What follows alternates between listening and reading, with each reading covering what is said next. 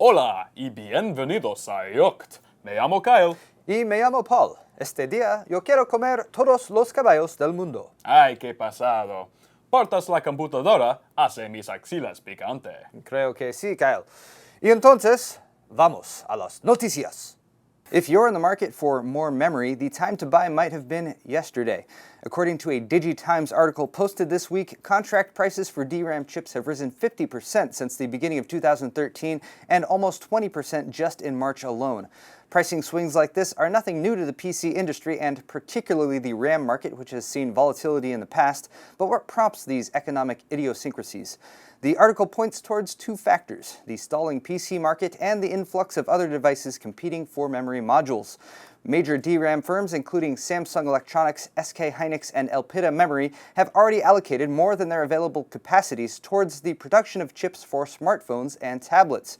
There's no real solution for the desktop builders, so expect to pony up a little more dough for DDR3 in your custom build this summer. If you're wondering when DDR4 might surface to save us all, I wouldn't recommend holding your breath. While chipmakers such as Crucial, Micron, and Samsung have been previewing DDR4, and JEDEC is poised to finalize the spec this summer, it will all be moot without chipset and IMC support from Intel and AMD.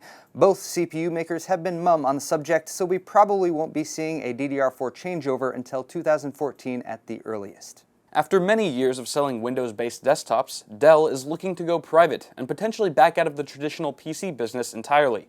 The longtime PC manufacturer feels that continuing to invest in computers based solely on Windows OS is quickly becoming a dead end. In a recent proxy statement filed with the Securities and Exchange Commission, Dell cites decreasing revenues in the market for desktop and notebook PCs and the significant uncertainties as to whether or when this decrease will end.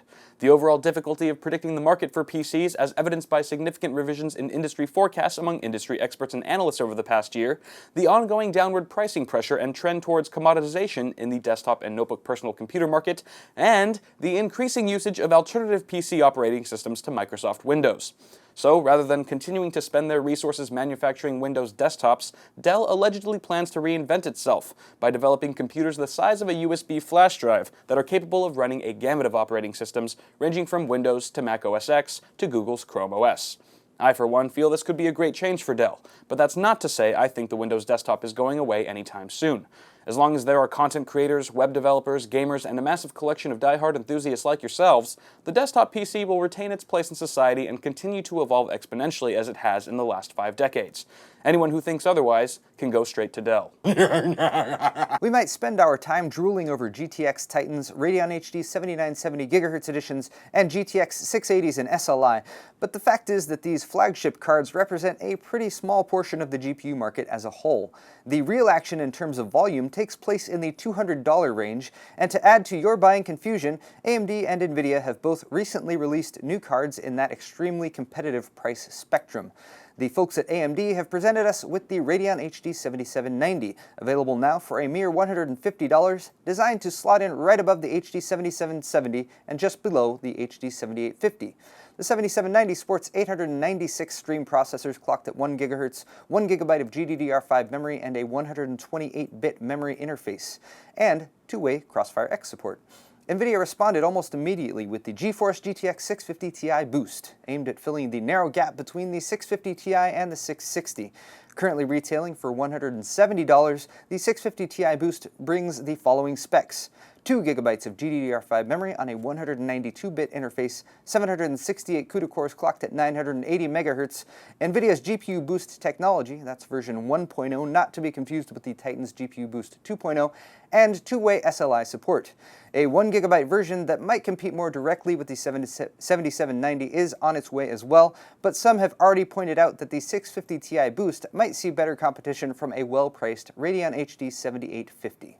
Now we'll take this time to have ourselves a short little intermission, so you guys can go ahead Thank God, finally. Paul will be the first one to go. Guys, go ahead and make yourselves a drink, freshen up, and we'll see you back here in 2 minutes. Hey guys, we recently made a new app so you can shop Newegg from the comfort of your couch or bed. The Newegg app for Google TV gives you access to Newegg's extensive selection of computer hardware and consumer electronics, while also offering similar functionality as the Newegg.com website. Browse, search, purchase, and save your favorite products to wish lists. With robust social functionality built into the app, you can share your purchases with friends and family. As an added bonus, Newegg TV is fully integrated, so you won't miss another product unboxing or overview. If you have an Android phone, you can easily sync it with your Google TV, transferring products you see on the Newegg Android phone app to your Google TV. Best of all, you can use your Android phone as a remote to conveniently navigate the Newegg app for Google TV. Download it today for the ultimate online shopping experience. Back to you guys. I was recently informed that Virginia Tech is currently working on part of a $5 million Navy-funded project aimed at developing autonomous aquatic vehicles. Sounds promising? Let's take a look at what the great minds at Virginia Tech have come up with. Researchers in Virginia Tech's College of Engineering are working on a project for the U.S. Navy that could one day put lifelike autonomous robot jellyfish in waters around the world. Wait, did she just say robot jellyfish? 'Cause it's about time. The first step is to understand the fundamentals of propulsion mechanisms utilized by nature. I'm pretty sure the first step is to understand why you're making a robot jellyfish. In the future, a robot jellyfish's job could include conducting military surveillance, cleaning oil spills, or monitoring the environment. Ah, yes, military surveillance, because there's nothing more stealthy than a giant robotic jellyfish. I'm just teasing. I'm sure the inner workings of this thing are extremely technical and require years of education to understand. You know, we're dealing with a type of propulsion that's not commonly studied. It's not like a boat or a submarine. So it's not a boat, and it's not a submarine. I don't get it. Our goal with this robot is to copy the natural jellyfish. The artificial mesoglia sits on top of a mechanical system which consists of 8 arms, and they're all actuated by linear actuators which are controlled by electronics. I wonder if jellyfish will be offended when they find out their entire biological structure was replicated by a bunch of shirtless dudes in a pool. The artificial mesoglia is basically a big blob of silicone, and basically that's the jelly of the jellyfish. This robot, we intend to leave it in the ocean for as long as we can. So we're talking like weeks and months, and even more if we can. Well, yeah, because no one wants to take that thing home. They're all just staring at it like, well, you are the only one with a pool, Brian, so... Well, wherever fate decides the robot jellyfish will end up, I'm glad it could potentially be used to help the environment, and that the military hasn't strapped C4 to it yet. Back to you, Paul. Here's a quick question for our Yolk'd audience. What do you guys think of these new 21:9 aspect ratio monitors? We first spotted a version from Asus at CES in January, which we're expecting to have up for sale in the near future. In the meantime, we've got models from LG and Dell available, and I've heard NEC has one on the way as well. If you're not familiar, these are 29-inch IPS panels featuring a 21:9 aspect ratio, which results in a 2560 by 1080 resolution. Response time is in the 5 to 8 millisecond range, which is normal for an IPS monitor, but the form factor is reminiscent of a letterbox movie, and it can display two 1280 width web pages side by side. Personally, I've recently invested in a massive 30-inch 2560 by 1600 monitor since I wanted more pixels and I like to benchmark. Does the letterbox format of the 21:9s appeal to you gamers out there, or does it seem more suited for movie watching and productivity? Let us know what you think in this video's comments. When purchasing a plane ticket online, we're generally prompted to fill out details like departure time or destination. But for the first time ever, Samoa Air will be adding body weight to the list of required info, making it the first time an airline has implemented a weight-based payment system. The rates range from $1 to $4 per kilogram depending on the distance flown. Now, not only does Chief Executive Chris Langdon feel that this is the fairest way of traveling, he also believes his airline's new payment policy will help promote health and obesity awareness. It seems befitting given the fact that Samoa is considered to be one of the most overweight countries in the world. It's also worth mentioning that the airline's aircraft only seats 8 to 12 people, so proper weight distribution aboard the plane is a top priority. Now, the new payment system requires passengers to enter their weight and the weight of their baggage on Samoa Air's website. Passengers are then weighed on scales at the airport to confirm that the number they claimed online is honest and accurate. Apparently, there is a way to make airports more dreadful. If you plan on flying Samoa Air sometime soon, I suggest taking their online quiz to see how much you weigh on a scale of 1 to Samoan.